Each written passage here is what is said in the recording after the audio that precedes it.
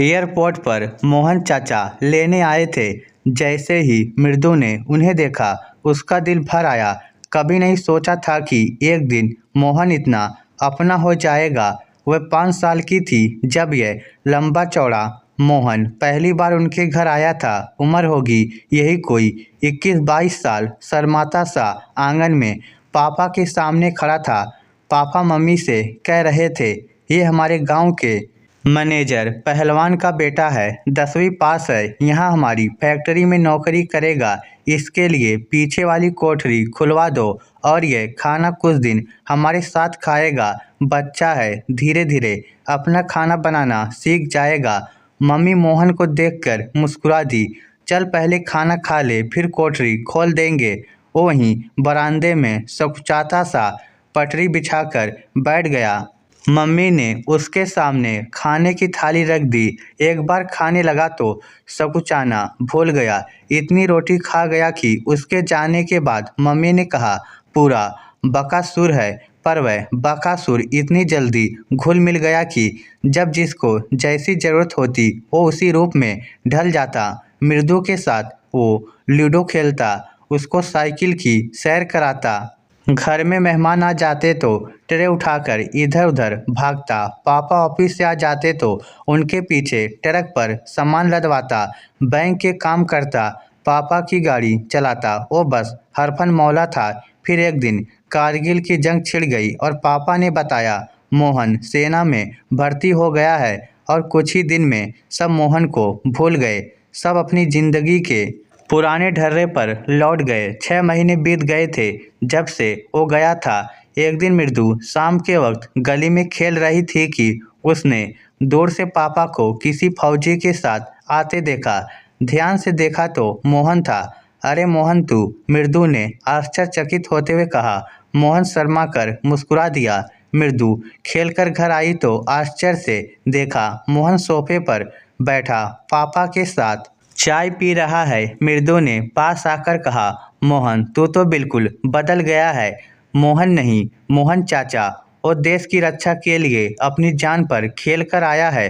पापा ने मोहन के कंधे थपथपाते हुए कहा, जी पापा। और मृदु ने बड़े आदर के साथ सैल्यूट ठोक दिया। पापा हंस दिए और मोहन ने मुस्कुराकर उसका सिर थपथपा दिया।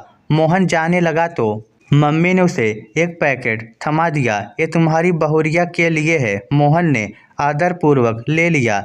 दिन महीने साल बीतते रहे। मोहन फिर कभी नहीं आया। उसकी चिट्ठी जरूर पापा के पास नियम से आ जाती, जिसमें उसकी ज़िंदगी में क्या हो रहा है उसका पूरा ब्यौरा होता। पापा को अब वह साहब की जगह बाबूजी लिखता था, मम्मी को माँ जी और मृदु के लिए दीदी लिखता था। मृदु की शादी हो गई और वह अमेरिका चली गई। मम्मी और पापा एकदम अकेले पड़ गए। मृदु को अपराध बोध सताने लगा। इतने में कोविड आ गया और दुनिया जहाँ थी वहाँ ठहर गई। मृदु दिन रात अपने मम्मी पापा के स्वास्थ्य के लिए डरने लगी। और फिर एक दिन वीडियो कॉल पर देखा उनके साथ मोहन बैठा है। मृदु ने राहत की सांस ली। उसे लगा अब सब ठीक है। घबराओ मत दीदी, मैंने प्रीमेच्योर रिटायरमेंट ले ली है और जब तक सब सामान नहीं हो जाता मैं यहाँ रहूँगा। और तुम्हारा परिवार वो सब गांव में हैं, ठीक हैं? मृदु ने देखा कुछ ही दिनों में उसके माँ बाप जवान लगने लगे हैं। उनसे जब भी बात करो उनकी हर बात में मोहन का जिक्र होता। यहाँ तक कि मृदु को कभी कभी थोड़ी जलन सी हो जाती। फरवरी 2021 आया और लगा विनाश का समय आ पहुँचा। मृदु को ऐसा लगता जैसे उसका देश तड़प रहा है। कोविड से मरने वालों की संख्या रोज बढ़ रही थी और फिर माँ और पापा भी बारी बारी से उसकी चपेट में आ गए। मोहन दिन रात उनकी सेवा कर रहा था। जूम पर उनसे बात करा देता। लग रहा था सब ठीक हो जाएगा। फिर एक दिन मम्मी नींद में ही चल बसी। मृदु ने जूम पर मोहन को माँ के सारे संस्कार करते हुए देखा। पापा कोविड से निकल आए थे, परंतु 2 महीनों बाद उन्हें ब्रेन हेमरेज की वजह से पैरालिसिस हो गया और उन्हें अस्पताल रखना पड़ा। मोहन ने बेटे से बढ़कर सेवा की, परंतु पापा को बचा नहीं पाया। मृदु ने एक बार फिर से मोहन को पुत्र का फर्ज निभाते देखा। आज वो उनकी मृत्यु के बाद पहली बार भारत लौट पाई है। टैक्सी में बैठते ही मोहन ने कहा, आपका बंगला साफ करवा दिया है। मेरी पत्नी रात को रहने के लिए आपके पास आ जाएगी और तुम। मैंने एक छोटा सा फ्लैट यहीं शहर में ही ले लिया है। बाबूजी ने मदद करी थी खरीदने में। मृदु ने मन में सोचा, चलो कुछ तो एहसान उतरा। और तुम्हारे बच्चे, एक बेटा है आर्मी के मेडिकल कॉलेज में पूना में पढ़ता है। घर के सामने टैक्सी रुकी तो मृदु का मन भर आया।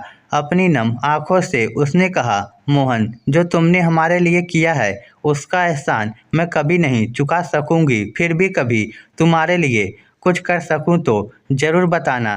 कैसी बातें करती हैं आप, उसने पुराने दिनों की तरह शर्माकर कहा। इस पुराने मोहन की झलक पा मृदु का मन खिल उठा।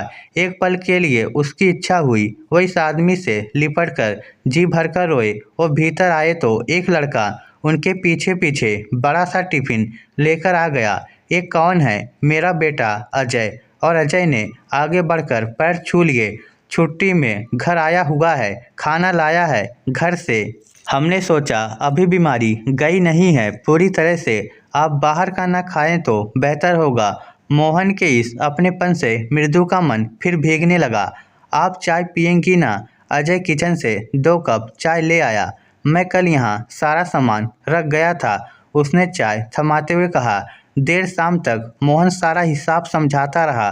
घर के कागज, फ्लैट के कागज, फिक्स डिपॉजिट, लॉकर की चाबियाँ, गहने और भी ना जाने क्या क्या। मैं कल आऊँगा, आज आराम कर लो, कल से काम शुरू करेंगे। फिर एक दिन पूजा भी रखेंगे।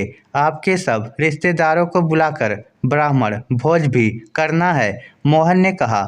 मोहन चला गया तो घर का एक एक कोना सूंघने लगी।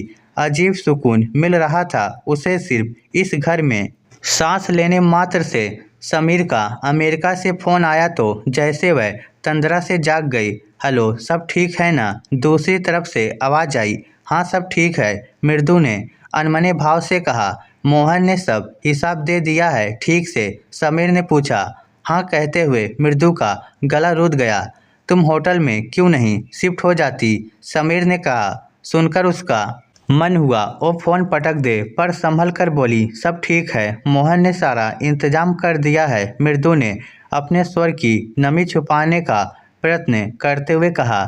उससे संभल कर रहना, वह इतनी तकलीफ क्यों उठा रहा है? मृदु ने कोई जवाब नहीं दिया तो फिर बोला, पापा उसको कुछ देकर गए हैं क्या?